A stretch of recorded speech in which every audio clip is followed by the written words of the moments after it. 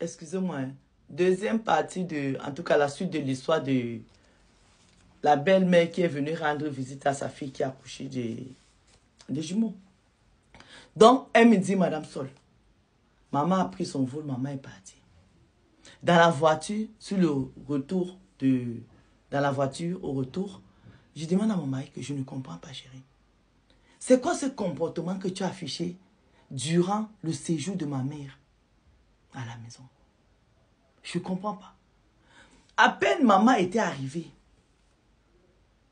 tu es resté là quelques jours, tranquille, mais après, tu étais devenu invisible à la maison. Pourquoi tu m'as foutu cette honte-là?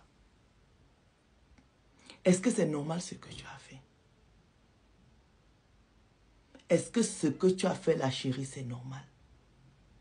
Tu m'as expliqué que tu avais les problèmes. Est-ce que c'est quel problème que tu as qui te font fuir la maison? Tu dis que non, tu ne veux pas m'expliquer, tu vas résoudre le problème. Maintenant, ma mère n'est plus là.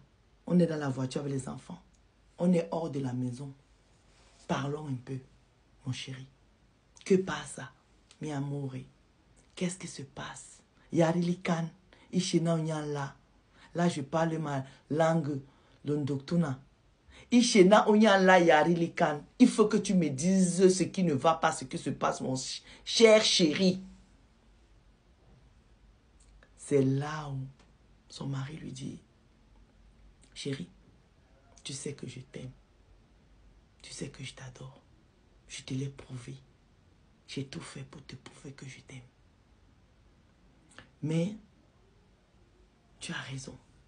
Je m'en excuse. Le séjour de maman m'a perturbé dans notre maison. Ce n'est pas de ta faute. La vie est faite ainsi. Je te demande encore pardon. Mais maman ne vient plus chez nous. Elle me dit, Madame Sol. Quand il m'a dit ça, j'ai demandé à mon mari que quoi? Madame Sol, j'ai pensé au pire. Par rapport aux histoires que vous racontez souvent. Mais ma mère est trop vieille pour ça. Donc, je n'ai pas compris. Madame Sol, pour une fois, je suis restée calme. Moi, je suis quelqu'un qui chauffe beaucoup, Madame Sol. Mais quand mon mari m'a dit ça, que ta mère ne viendra plus chez nous. Madame Sol, si j'étais comme la fille d'avant, j'allais m'emporter. Mais je suis restée calme. Parce que je voulais comprendre l'histoire de mon mari. Je lui ai dit, chérie, raconte-moi. Il m'a dit non, arrivé à la maison, on va parler tranquillement. Il ne faut pas parler ça dans la voiture. Il y a des bébés dans la voiture. Il ne sait pas comment je vais prendre. J'ai dit non, chérie. Plus tu me dis ça, pardon, mon cœur va s'arrêter. Madame Sol, il m'a dit, chérie, calme-toi, il n'y a rien. Sinon, je ne l'aurais pas amené à l'aéroport. Il n'y a rien. Mais c'est un sujet que toi et moi, on doit en discuter. Madame Sol, quand on arrivait chez moi à la maison, mon mari, qui était porté disparu, ça veut dire que qui était devenu, Marie, tu es où? Il entre, il sort, il entre, il sort. A fait le petit déjeuner. Mon mari a lavé ses enfants, il a donné la douche à ses enfants. Il nous a fait le petit déjeuner. Il m'a dit, ma femme, viens t'asseoir, je dois te parler. Madame Sol, je suis allée m'asseoir. Mon mari m'a dit, tu sais, je t'ai aimé avec toute ta famille, tu le sais. Je t'ai aimé, ma femme. Je t'aime, ma femme. Mais il y a un truc qui ne va pas. Je dois protéger mes enfants. Et je dois me protéger. Tu sais que le jour où je suis allée chercher ta mère à l'aéroport, tu étais là. Ta copine était là. On est rentré. C'est moi qui ai acheté le lit où ta mère va dormir. C'est moi qui ai fait les travaux dans la chambre de ta mère parce que c'est une chambre que tu n'utilisais pas. Mais tu sais, depuis lors où ta mère est venue habiter et entrer dans la maison, le premier jour, ta mère m'a fait l'amour la nuit.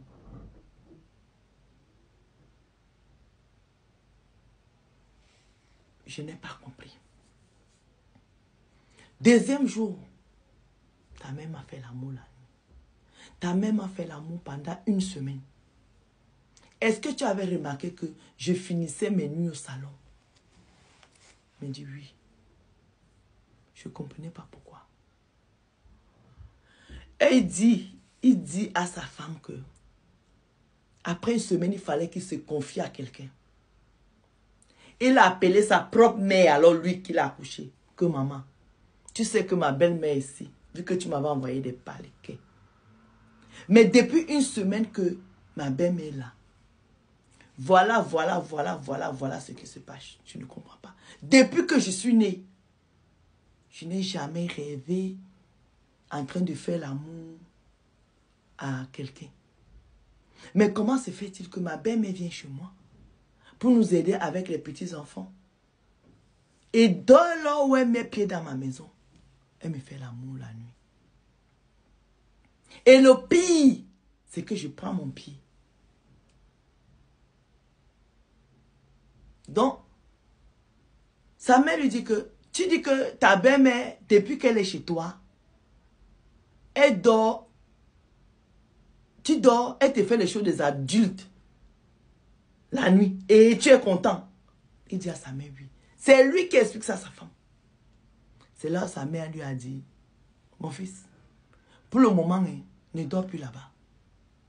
Essaye d'aller dormir ailleurs pour voir si elle viendra toujours te faire les choses des adultes la nuit. Il allait dormir chez son chez son ami.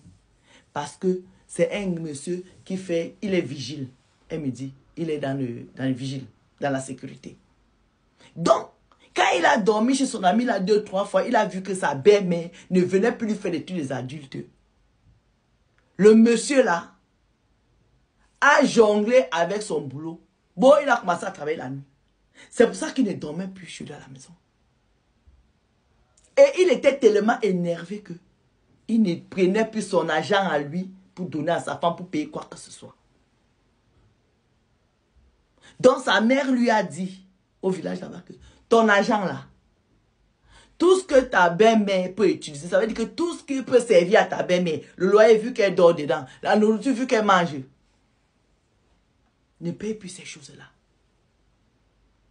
C'est pour ça que durant les 3 mois, le mec n'a pas payé le loyer 3 mois. Il n'a pas rationné, il n'a pas fait ses courses comme il faisait pendant 3 mois. Il a eu peur de dire ça à sa femme pour qu'il n'entre pas, pour qu'il n'y ait pas de bras de fer, parce que sa femme va défendre sa mère. Est-ce que vous savez que quand le monsieur a fini de dire ça à sa femme commence à pleurer.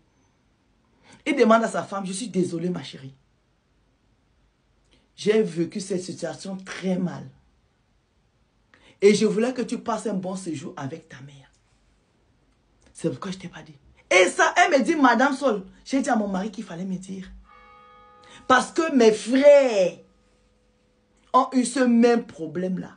Ma propre maman faisait ça avec mes frères depuis qu'on est petit. Mais ma mère faisait ça dans la vie réelle. Ça veut dire que cette maman-là, dans la vie réelle, elle faisait les choses des adultes avec ses enfants. Elle s'est dit que sa mère a vieilli, c'est passé. Donc maintenant, la maman ne fait plus ça dans la vie réelle. Elle vient dans la vie obscure pour faire ça aux gens. Donc la fille là savait que sa maman est tchoukoulou, tchoukoulou, tchoukoulou, tchoukoulou. Elle dit à son mari, il fallait me le dire. On l'aurait mis dans l'avion et serait reparti sans rien comprendre. Là, tu t'es protégé, mais tu n'as pas protégé mes enfants. Peut-être qu'elle a fait ça à mes jumeaux. Donc, elle me dit maintenant que Madame Sol, qu'est-ce que je dois faire? Je dois raconter l'histoire à ma mère que tu es venu chez moi, voilà ce que tu as fait à mon mari. Est-ce que tu as aussi fait ça à mes enfants? Je croyais que ton histoire là était finie. Elle dit que même à ses frères, elle veut en parler, mais elle ne sait pas, elle est fatiguée. Son mari lui a dit, c'est ta famille, tu gères ça loin de moi. Mais ta maman ne vient plus ici chez moi. Quelqu'un a compris ce que j'ai dit? Coiffée de la gloire. Donc, donnez vos avis. Bisous.